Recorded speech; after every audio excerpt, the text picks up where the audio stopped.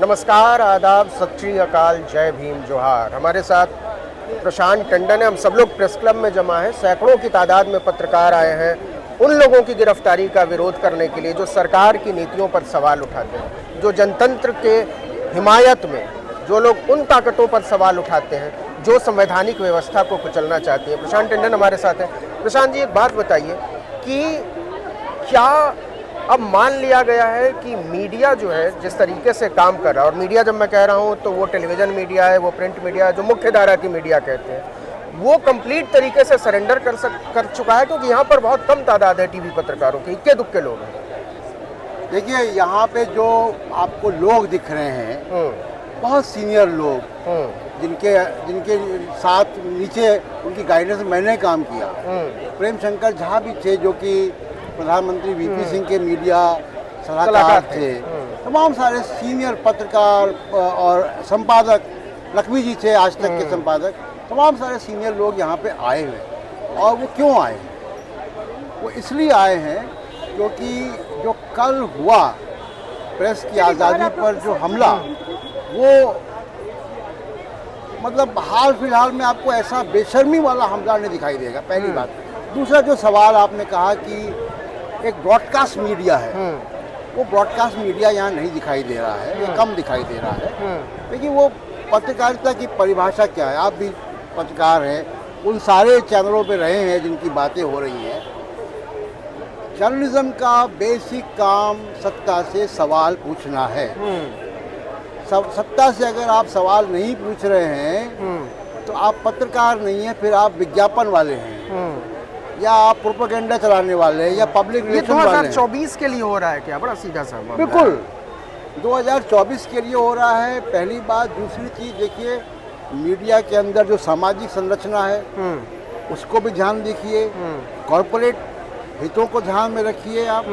और कॉरपोरेट का पैसा हमेशा से मीडिया में था, लेकिन एक कुछ लक्ष्मण रेखाएं थी, वो सब लांघ दी गई हैं। और वो उसका नतीजा यही है कि ये मीडिया एकदम सांप्रदायिक हो चुका है।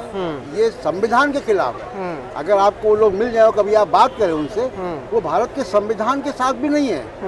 ऐसा नहीं कि वो न्यूज़पेपर के खिलाफ है, ऐसा किसी भी जर्नलिस्ट के खिलाफ, किसी भी पत्रकार के खिलाफ है, वो संविधान के खिलाफ है। तो फिर इस हिसाब से तो आने वाले दिनों में ये हमले और तेज होंगे। बिल्कुल होंगे, बिल्कुल होंगे। और क्योंकि देखिए, पॉलिटिकल सिनेरियो को आप देखिए, बिहार का जातिवाद सर्वेक्षण आ चुका है।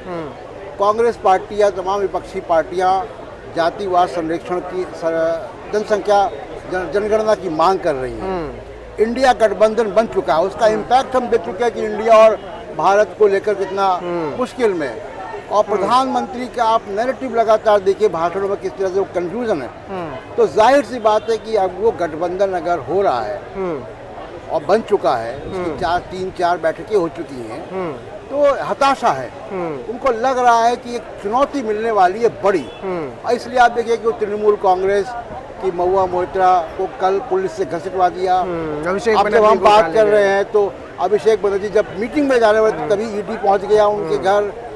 आज सुबह आम आदमी पार्टी के सांसद संजय सिंह के घर पे ईडी पहुंच गई। ये सब कुछ होगा और मुझे लग रहा है कि इससे भी ज़्यादा बुरा होगा।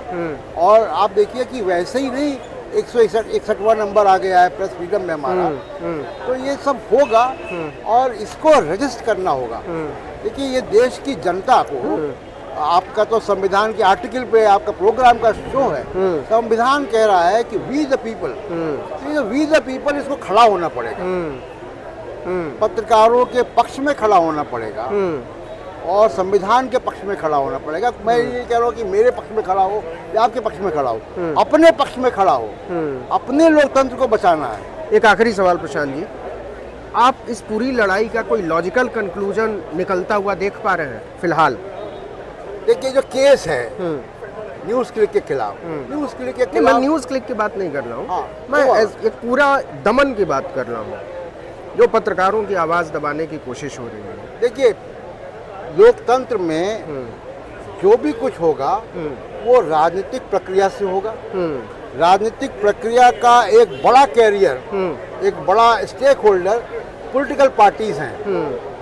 मीडिया को मेरा मानना है कि केवल सरकार से सवाल नहीं पूछना है, मीडिया को विपक्ष को भी मजबूत करना है। और मैं देखता हूँ बहुत अफसोस के साथ कह रहा हूँ नवीन जी आपको कि बहुत सारा जो मीडिया है, जो सेकुलर है, जो संविधान परक है, जो प्रो पीपल है, वो कभी कभी एक ट्रैप में आ जाता है बैलेंस करने के चक्कर में, और उस बैलेंसवाद में वो अपोजिशन की क्रेडिबिलिटी भी गिराता है।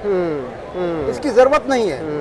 मैं तो उस दौर की बात कर रहा हूँ कि जब वीपी सिंह थे। ये बैलेंस वाला मामला कहीं ना कहीं जातीय चीजों से जाकर नहीं जुड़ जाता है, डाइवर्सिटी की कमी है मीडिया में। एक सामाजिक असुरक्षा समाज के एक तबके में है, और वो तबका मजबूत तबका है। वो सुप्रीम कोर्ट में बैठा है, ब्यूरोक्रेसी में बार बार अपनी बैठा है, ताकत को असर्ट करता है। वो असर्ट करता है। उसके अंदर वो जिसको कहे कि डेमोग्राफिक इनसिक्योरिटी है, वो डेमोग्राफिक इनसिक्योरिटी ले जा रही है, जिसका कि फायदा फासिस्ट ताकतें उठा रही हैं। बहुत बहुत शुक्रिया प्रशांत जी, आर्टिकल 19 से बात करने के लिए।